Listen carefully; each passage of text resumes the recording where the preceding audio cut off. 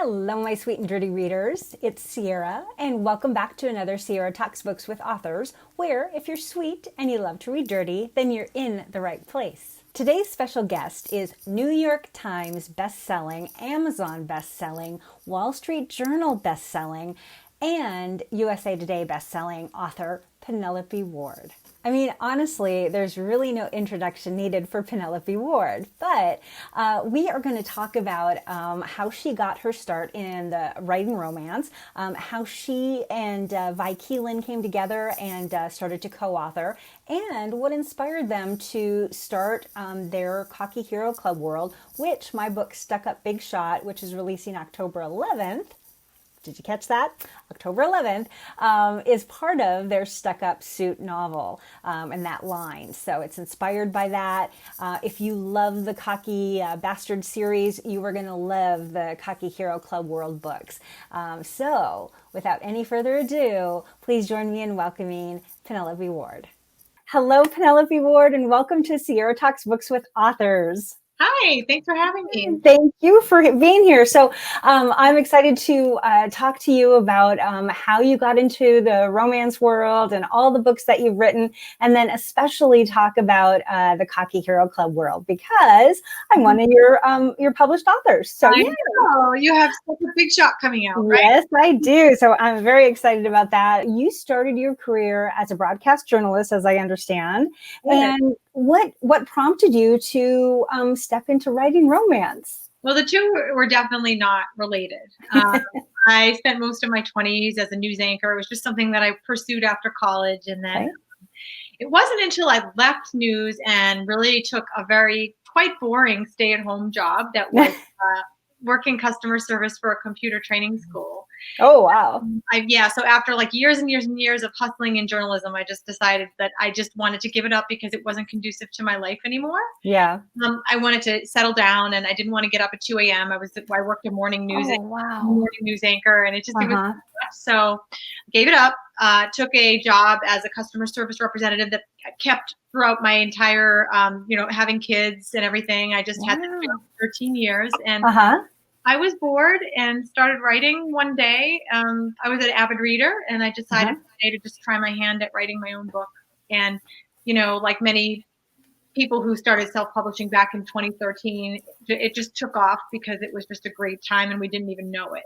Back in 2013, 2014, you started publishing, and one of your New York Times bestsellers, one of them, is Stepfather Dearest, which I think you published in 2014. Yes, I didn't see that book coming.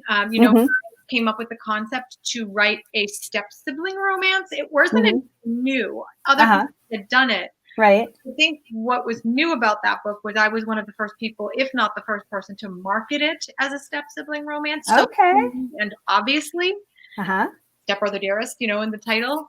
So as a result, it just sort of captured all of this attention, and people read it sort of as like a curiosity factor. Okay. All right. I started out indie, and I'm primarily indie. And a few years back, Vi Keeland and I, we started co-writing together in 2015.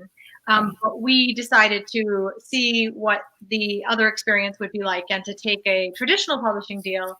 So we have had 3 books with Montlake Romance. And so we are considered hybrid in that sense. So it is a bit of a different experience, but I will always continue to be an indie published author. And, having dabbled in the trade world, it was an interesting experience. And certainly there are some benefits as well. You get a lot more eyes on your manuscript. It's definitely, everything is definitely, checked and double checked, and it comes out, super clean.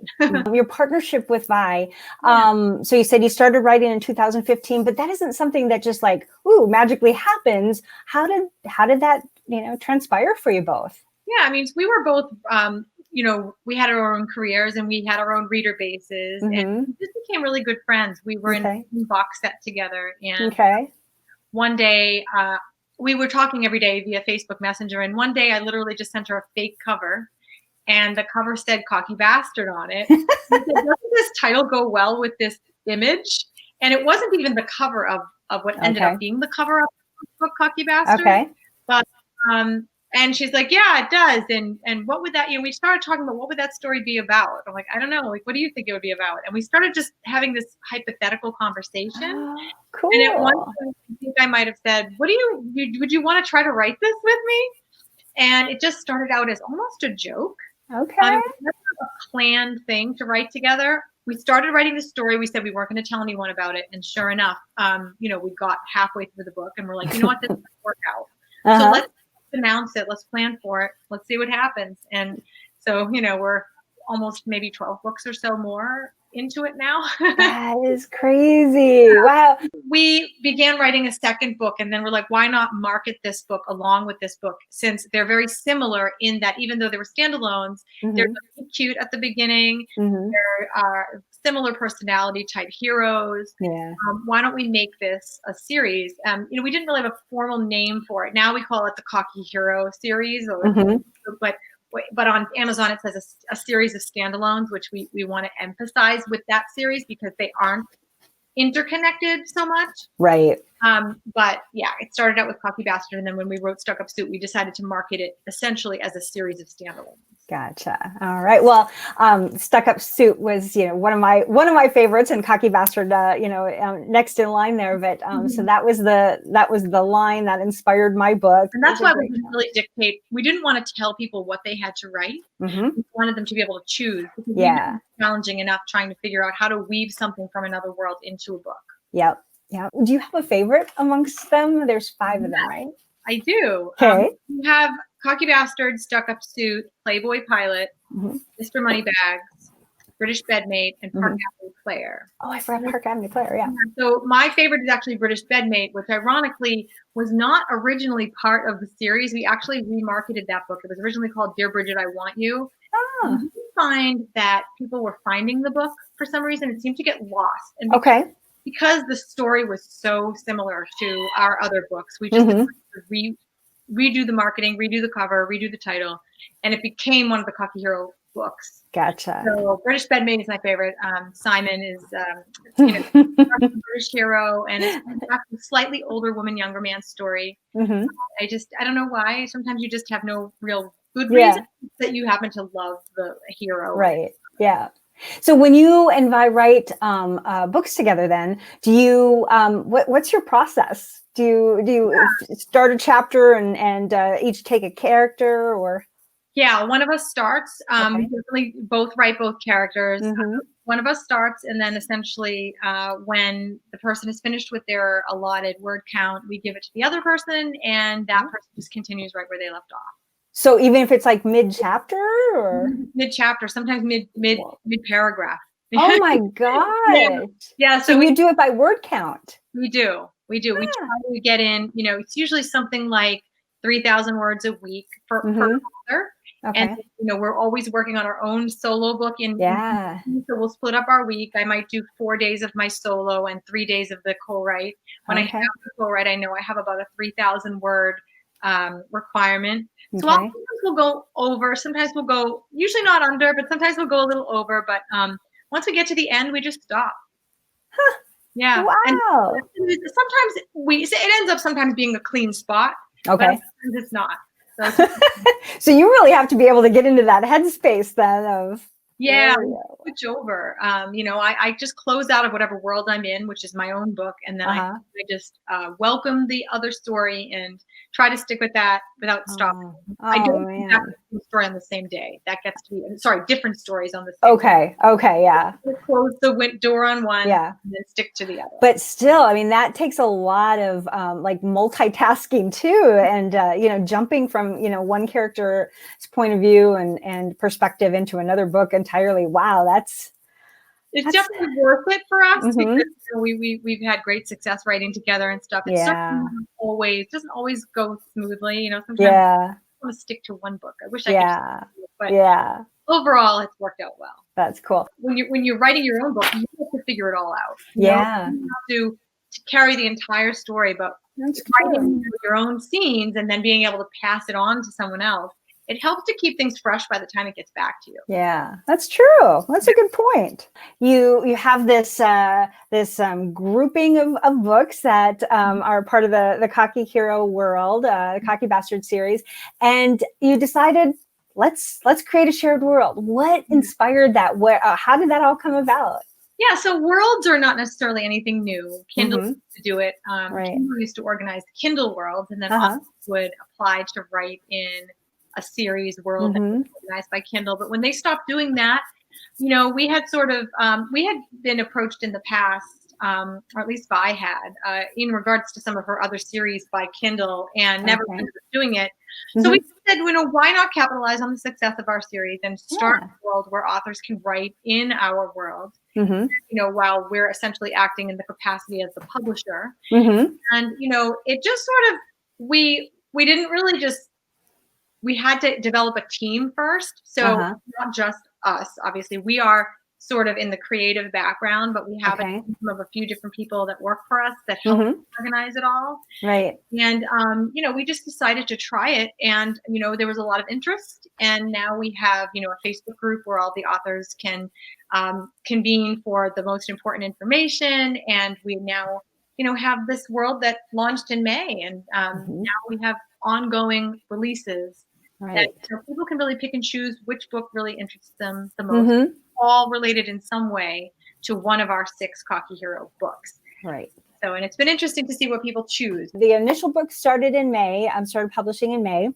Yeah. And what have been the surprises for you all since the first release? I think I was most surprised by how natural and organic it all came along, because as we launched the Facebook group, people like the authors that had signed on were just immediately getting their covers done and choosing titles. It seemed like everyone was feeding off of each other. Yeah. So it was really like, I was just thinking I would have to sort of, I guess, micromanage it more or something, or tell more people what to do. But it just seemed to all automatically come together. Like everyone's interest was just so great, and they would just post their cover every day so that everybody could see everybody else's cover. And so that was what surprised me the most, was just how it sort of came about and had a life of its own that really wasn't, created by me. Right. Yeah. So what's been the biggest challenge then of having the shared world? Probably just the amount of work. A lot of work. We, Vi and I do read every synopsis, and we want to make sure that, each book has some relevance to one of the original books. And then just needing to communicate with the admin and all the parts involved.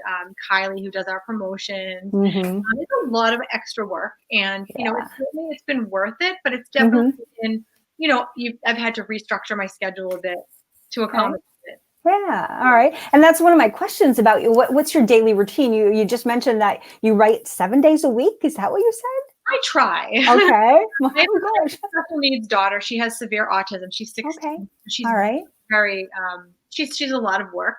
Okay. But when she has school or when she has therapy, then I'm able to get work done. So I never really have set times that would be like my writing time for a particular day, because I never know what the day is going to bring. Okay. I have a 14-year-old boy who just started high school. He's typical.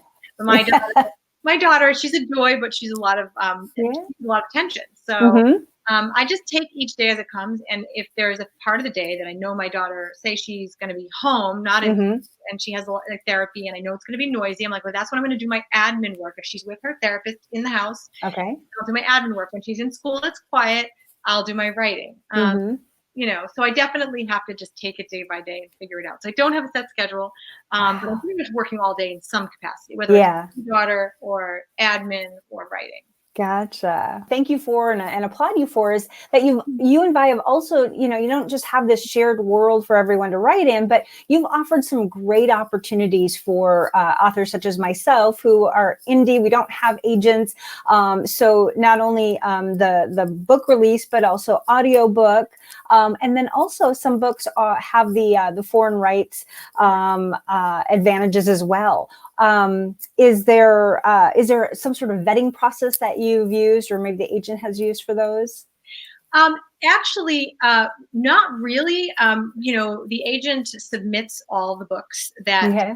have, that release, and then basically it's the publisher. Like Ah. when it comes to like foreign deals, Uh-huh. the publisher will choose which ones they think, whether it, be that they enjoyed the book more, or if it's a trope of something that they're looking for. Right. That's sort of how the foreign deals have worked thus far, is that Okay. agent that we use that represents Cocky Hero Club as a whole. Mm-hmm.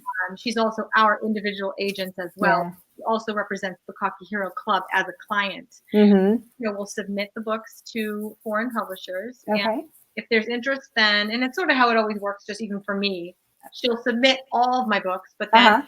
certain publishers will just pick up certain ones based on what they're looking for. Okay. Oh, cool. All right. The audio deal was a nice surprise, and that was something we weren't necessarily planning on. So, Audible had purchased the rights to a certain number of books. Mm-hmm. So they've been publishing, pretty much every book so far that we've put out in ebook, Mm-hmm. in audio form as well. Right. So that has also been a great, add-on to the program. And Absolutely. certain people only listen to books and they don't read them. So it's nice to tap into that audience. Yeah. And also for, authors such as myself, I don't have a lot of audio books to my, in my brand and my portfolio. So it's just an added avenue to get, readers to like, oh, who's this author? And we wanted the world to have, to be mutually beneficial for everyone. We knew that, when an author signs up to do a world, they have their reasons for doing it. They either want to somehow attach their name to a brand that's well known to get readers, to tap into something that they haven't been able to do on their own. Early on, before COVID hit, of course, has changed everything. But you also offer these Chief Talks, which were amazing. And again, resume those. You're right in that COVID totally derailed those. Yeah. Schedules and lives, but we just found it a little more challenging to find experts to come on and speak. So we had were talks that we created for the authors that were industry experts, and we had Tosca Musk from Passion Flicks on, and we had a representative from Ingram on. So print, putting your books into print. We hope to resume those again, and because those had been a little tougher to coordinate, we decided to do Zoom chats with just Vi and me. So we're organizing those as well. So we're trying to continue in the spirit of the Chief Talks. Where do you see that going in the future? Continuing to publish? Well, we have definitely seen like submissions slow down a bit. However, we do have over 200 authors who have signed on. So we plan to keep publishing these books. So at least for the foreseeable future. So we have so many that we've still yet to publish that it's hard to see beyond like the next year or so, because we still have a year's worth or more of books to publish. Right now, when we first published, they were published in groups of 10. They were published in larger groups. And we wanted to kind of make a big splash that way. And Audible had preferred to release them in larger groups as well in the beginning. We wanted to also keep the audio focus a very, very important part of the process. But now we have decided to release them in smaller groups. So now they will be releasing in groups of 2 books per week. And we try to also, we're moving forward, trying to make sure that the 2 books that release are different. So it gives someone every week something different to look forward to. If they're, one book might be a business-oriented book, the other might be a biker book. So looking back at your career, what has been one of the biggest successes for you, looking back and seeing all that you've done? There's so many answers to that question. It's tough to nail down. I mean, there's just the community as a whole that you just end up with so many friends that you would have never had, and just so many readers and people across the world that you would have never met and connected with. That's truly the most overwhelming part of it, is just all of the people that you're able to reach. And just, seeing books all over Instagram, all over the world, people reading your books in other countries. It's just it's so thrilling. I mean, it continues to be a thrilling career to be involved in, and just, it's so much bigger than me. It's just become this thing that I just can't seem to control anymore. And it's great. It's in a good way, in the best possible way. Just being able to do something that you love for a living. So I didn't do this full time the whole time. I quit my job in 2016 and I started writing in 2013. Okay. It took me a while to just sort of break away from traditional life. Yeah. To just become a full-time author. So I didn't have any regrets though. Yeah. Has the pandemic changed your writing process at all, or? Yeah, it was really hard. My last book that came out, The Anti-Boyfriend, it released a few weeks back. It was really, that whole thing was written during the pandemic, and we were able to do it, but definitely things go a little slower, I feel. They're still happening, but they're going a little slower, and things are a little unpredictable at home with my daughter not being in school full time anymore. Right. She's in school a couple days a week now. She's doing a hybrid model. So the days that she's home, it's really like not having the ability to really work. So it's been an adjustment for sure, as for many people. Exactly. Yeah. That was another question I had. How long does it typically take you to write a book, or does it just depend and vary? Yeah, it's pretty standard. Usually 4 to 5 months. So it depends on the book, but it's usually around, I'd say about 4.5 months, and then another full month or a month and a half of just reviewing, editing, tweaking. I always get my books ready about a month and a half to 2 months before they actually publish, so that I could get the audio done. I try to do simultaneous audio with my books. Yeah. So I feel like, the whole thing is about a 6-month process for one of my books. Okay. All right. Good to know. See, authors out there, they think, I have to hurry up and I have to have a release every month. And it's like, no, you don't have to. You don't. It's funny because people say, you seem to release a lot. And I say, I do. I don't think I do, because I release 2 solo books a year and then 2 halves of a co-write. So I consider that 3 books. Okay. Let's say that's the average of 1 book every 4 months. But I don't know how some authors release a book a month. I don't either. It's good for them. That's good for them, but I just don't know how they do it. I don't either. Penelope, what advice would you give to new authors coming into the business? So much has changed in the past 7 years, and it just seems like we are flooded with new authors every day. What advice would you give them?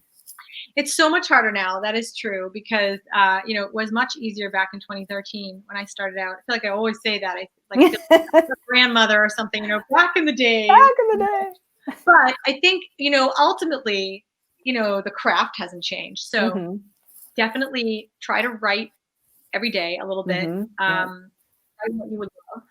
And in the end, in terms of actual publishing, there's really only one way to do it, and that's to get a good book on it and learn about how to self-publish. I feel like that's going to be better than just asking a bunch of people, because you have all the information in one place. Get a good book on self-publishing, and then study the marketplace by looking at Amazon. Look at the books well, see what those covers look like. You have a good resource in terms of studying these books. You can even open up your favorite book and see who they used it as an editor, or see who they used as a cover designer, and you have tools at your disposal. Just for the sheer fact that, self-published books especially are publishing all the time, and you can see which ones are doing what they're doing well and what they're doing. So a really good book, writing every day, invest in a good cover, good editing, and study the marketplace. I think those would be the best bits of advice. Awesome. All right. And congratulations on your newest set just released, Anti-Boyfriend, Wall Street Journal, New York Times, and Amazon, and USA Today. Not New York Times. New York Times is really hard to believe lately, but it did make the Wall Street Journal bestseller list. Thank you. And USA Today and Amazon charts. It was a very good release. Thank you. Yes. I haven't had a chance to read it yet, but I plan to. All right. Well, I appreciate, again, all that you and Vi have done to support the authors in your shared world. I look forward to reading more of your books to come, and your joint books as well. And thank you for your time. Thank you. We're looking forward to Stuck Up Big Shot coming out in October. All right. And that's it, folks. What an honor and a privilege it was to speak with Penelope, to learn about her career in this romance world, and also all the work that they've done with the Cocky Hero Club world. Remember, my book releases on October 11th, and you can find all of the entirety, the series in its entirety, on cockyheroclub.com. So check those out, subscribe below to my channel, and look forward to lots of other amazing interviews yet to come. Thank you so much for watching, and remember to be sweet, love hard, and read dirty. Bye.